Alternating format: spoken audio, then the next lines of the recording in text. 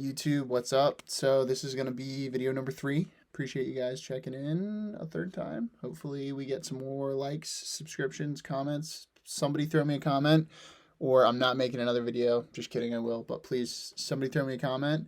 Let me know what you think or what you want to learn about. But I got some pretty cool, exciting stuff happening.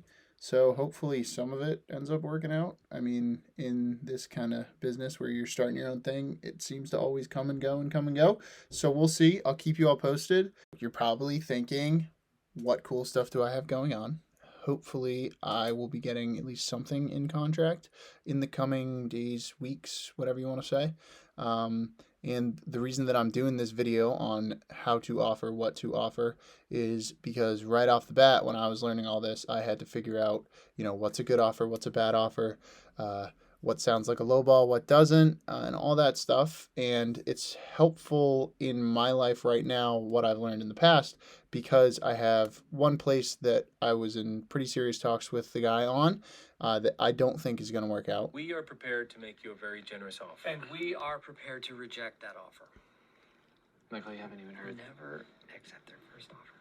What is your second offer? And then I have another place that I think is going to work out that's going to make for a really, really good flip, hypothetically. So more on that to come. Once that develops, you guys will be the first to hear about it and the first to know. That's what this video is going to be on. So we're going to use my nice whiteboard section. Sorry, this is all covered up because those are all of the, I guess I should say, like, hot leads that I have, and I don't want somebody to just take all my hard work away from me. So what we're working with is right here. First, we're going to talk about what is an offer. So, I mean, it's pretty self-explanatory, but an offer is really any form of compensation that you're giving to the buyer. There's so many different layers to it that you can't really just say it has to be one way or it has to be another, but you want to make sure that with an offer, you always get it in contract. That is the most important part. You always want to get it in contract. Also, side note, sorry for my handwriting, it's pretty bad. But always get it in contract. Up in Maine, it's a different place, as I'm sure you guys know from just, talking to me and whatnot.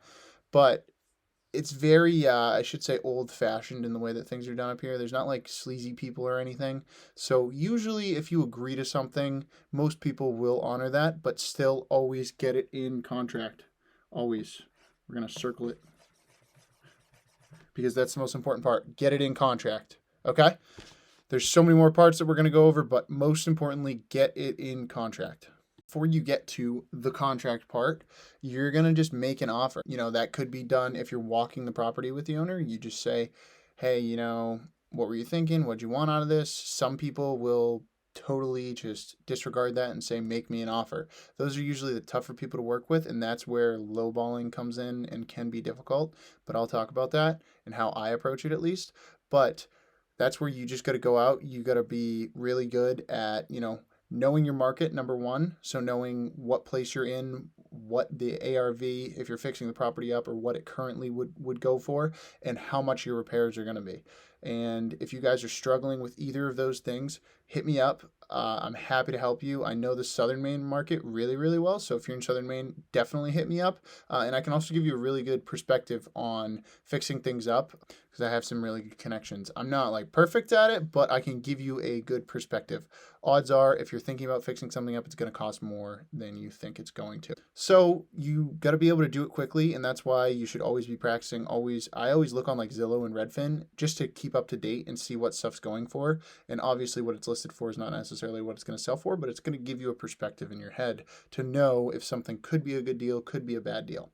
Now, whenever I think I have a good deal, I always text Dan. I'll throw up a picture of Dan up there. But yeah, I always text Dan and ask his opinion on it. He's always helpful. Now, that's obviously beneficial to Dan too, because when I flip something, he's going to be the one that lists it. So once as you find a realtor to work with, Dan would be great to work with, obviously. But once as you find somebody to work with, if you're looking to flip, then there is something in it for them. If you're looking to burr or just buy and hold, just make sure that you establish a partnership with them beforehand and say, hey, I'll pay you 1% of the purchase price because you're running comps for me, you're giving me your opinion, whatever it is. Everybody's time is money, so you got to include them too. So when you're looking at what should I offer, it's going to depend on your buy box. My buy box, depending on what I'm looking to do with the property, is always going to be right around that 70% ARV. So I think I've mentioned it in the videos in the past, but 70% of ARV. ARV is after repair value. So that means after you fix up the property or stabilize it or whatever it is, what's it going to be worth? And you shouldn't pay more than 70% in my perspective, in my opinion, than what the property is going to be worth afterwards. Because the further, and I shouldn't say the further, the closer you get to 100%, the less room there is for error, and also the less room there is to make money. And that's obviously what we're doing this for, is to make money. So nowadays people will push it to like 75 or 80%. I'm not one of those people just because I'm a newer investor.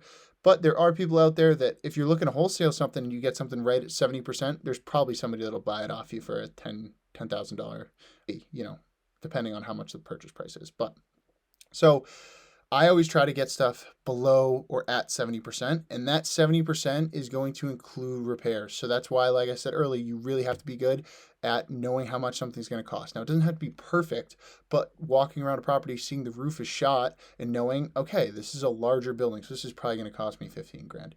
This is a small residential ranch. I could probably get it done for 10 grand.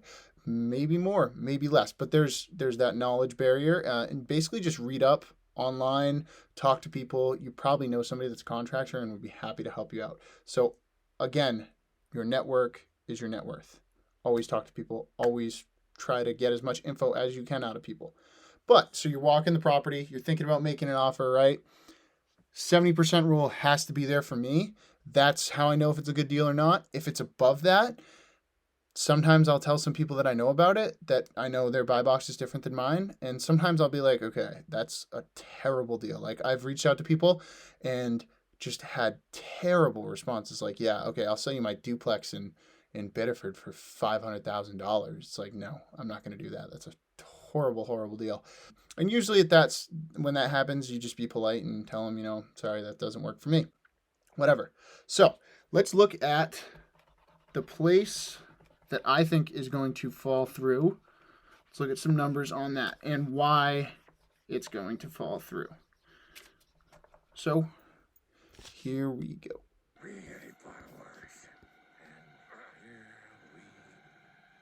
So I said that we're going to look at the deal that I think is going to fall through, and I actually lied because as I think about it, that is a commercial property. It's a mixed use property, so it's way harder to analyze, especially for somebody that's starting out, and is really the main problem that I just don't think it's a great deal. So, well, I shouldn't say the main problem, but one of the big ones. But so we're actually going to look at the deal that I think is going to go through. So purchase price, 210. I had initially offered 205. Now, I got to the offer of 205 because I thought, as is, I don't know, I haven't seen the property. This guy made me offer without seeing the property, which is also pretty common. So make sure you know your stuff because you have to be able to rattle stuff off. Which, side note, is why I have these sticky notes here. They tell me the location and roughly what a 70% value is. Like, perfect example, 2-unit in Biddeford, 70% value, give or take 250. I think it was actually 245 because roughly 350 is what Biddeford's worth, give or take. So I put those up there just to help me out if I ever am, on the phone with somebody and it's a market that I'm less familiar with, like say South Portland or Wells or something like that. Then I can just pop over and be like, okay, this might not be perfect, but it's going to give me a good idea. So purchase price, I just recently offered 210. I initially offered 205. The seller then countered and said, okay, we want more. Give us your best offer. So I'm thinking to myself, okay, I haven't seen the inside. So what I did with this was I said, hey, I can pay you 220 depending on the condition of the inside units. And that's what my offer is going to be contingent upon. And I specifically outlined that when I sent him, we were talking over email, when I emailed him that. So what that does to me is I know 220 is still a good deal if I walk into both those units and they're in fine shape. It also gives me the opportunity to say, hey, I thought the unit number 2 was going to be way nicer, and it's like it's in shit shape. Like I'm going to have to do a bunch of rehab there. So I can only pay you 210, and that's how I landed on 210. One of the units is in fine shape. One of the units is not in fine shape by any means. It's not falling in or anything. There's no holes in the drywall, but it needs a complete remake over. The tenant's smoking in it. It's dirty. It's gross. So I basically told the owner that I was like, hey man, like 210 is all that I can do. That's the number I'd be way more comfortable at, and he seemed to be happy with it. He's talking to his wife, and then I'm going to send him a contract. So I will keep you posted on that. But this is where I got these numbers. So we're going to work off of 210 because that's what I think is going to really give us the best results here. And that's really what I'd like to buy the building at, 210. It's 2 units.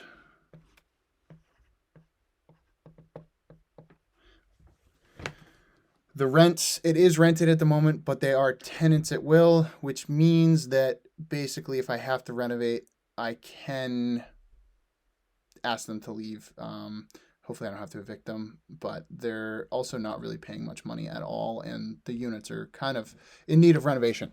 So 210 plus, I estimate roughly 30,000 in rehab. Now, what does the building need? The exterior needs to be painted. It's a regularly sized duplex, so that's probably going to run me at least 10 grand, I would say. Everything's more expensive nowadays. So I would say to hire somebody to do that could be more, probably won't be too much less, but I would see it getting done for around $10,000. That's trim included and just painting over the stuff. So that's where that comes from, 10,000. We're also going to have roughly 5,000 in the front porch, which is in pretty rough shape, but I'm going to fix that myself with my dad. He is a builder, so not really a problem. I'm kind of lucky with that connection. He can also help me estimating stuff, but roughly $5,000 to fix that front porch. We're going to make it nice. We're going to also put some vinyl over the front of it, change the look of the house a little bit. Then you get into the inside. The bottom unit really doesn't need much. It totally could be rented right now, but if I'm going to be relisting it and trying to get the maximum amount of cash for it, the best use for the property, I'm probably going to spruce up the kitchen and spruce up the bathroom. Those are usually like the two most important areas in a house that somebody's looking for. Now, this bottom unit, I'll probably replace the kitchen cabinets because they're pretty dated, but the rest of it, I'm probably just going to paint on the inside. It's not really going to cost that much money. I'll probably paint it by myself or with my dad too.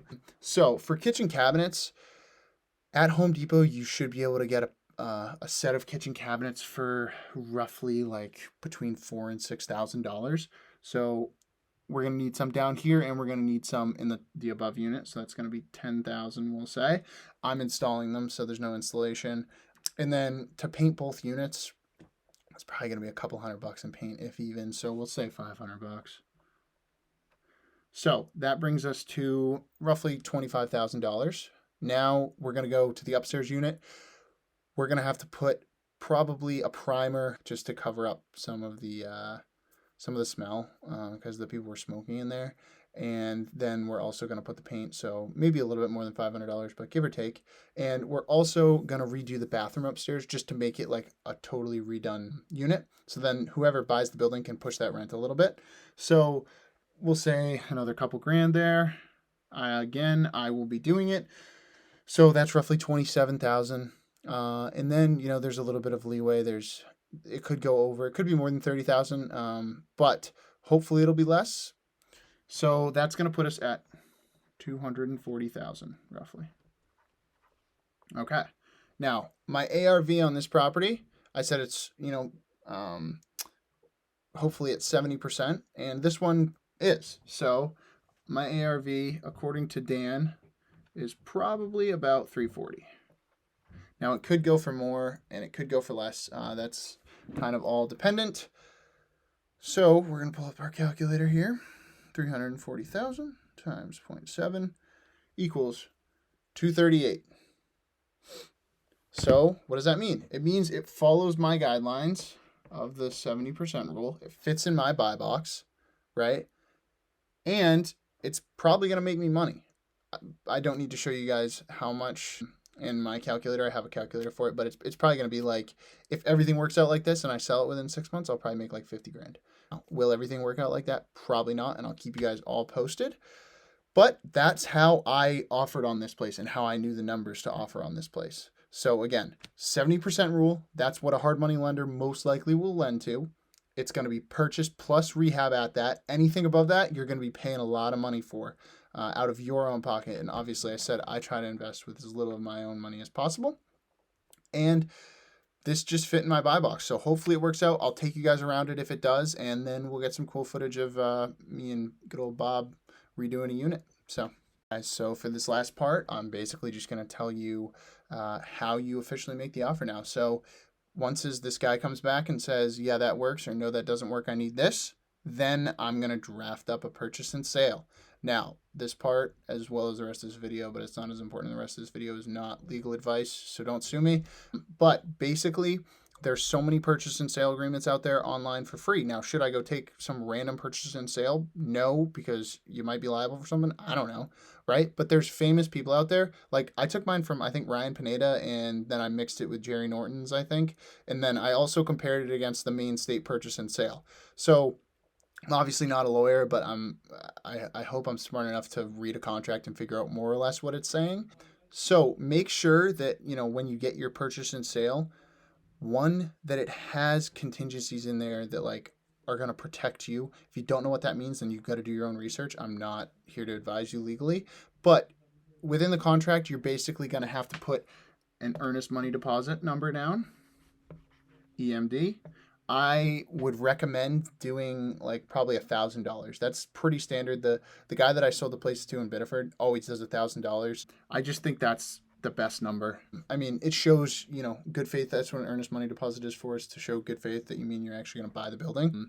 But it shows good faith, but it's not some crazy stupid amount of money that if something goes wrong on the last day and you're not protected in your contract, then it's just going to sit in escrow. So, you can afford to lose $1,000. You don't want to, but that's why I think $1,000 is good.